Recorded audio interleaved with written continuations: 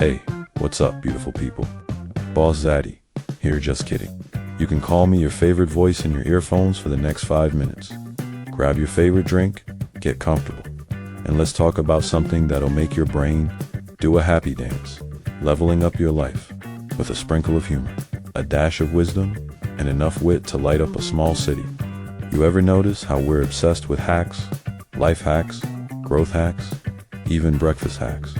Last week I saw a hack for microwaving an orange. Apparently, it makes more juice come out. I tried it. The real hack was using a spoon. Who knew? But here's the real deal.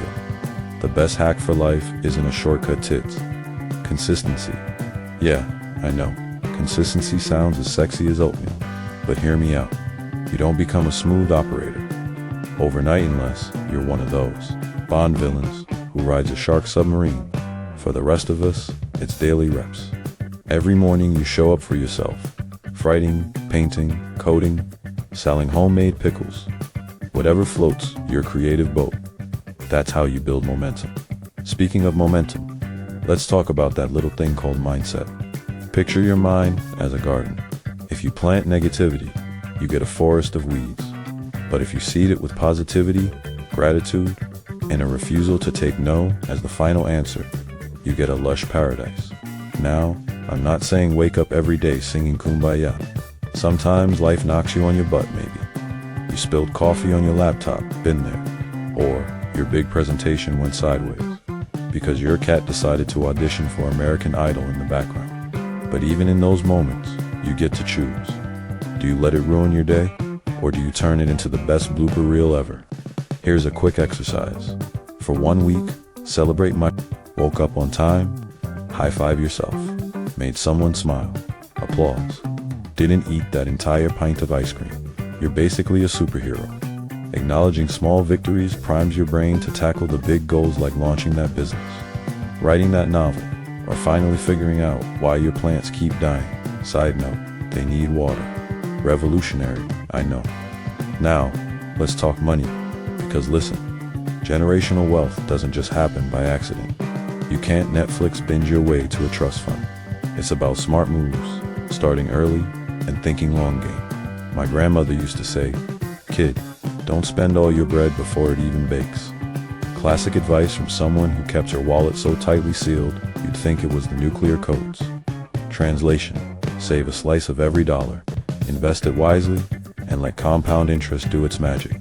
It's like planting a money tree that grows while you sleep, minus the weird tax implications. On the topic of investing, diversify.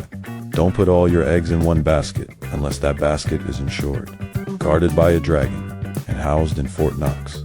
Stocks, real estate, maybe a side hustle selling curated vintage teas. Spread it out. And remember, get-rich-quick schemes are usually get-poor schemes in disguise. Wearing a flashy tracksuit, if it sounds too good to be true, congratulations, you've discovered the universal law of finance. But wealth isn't just about dollars.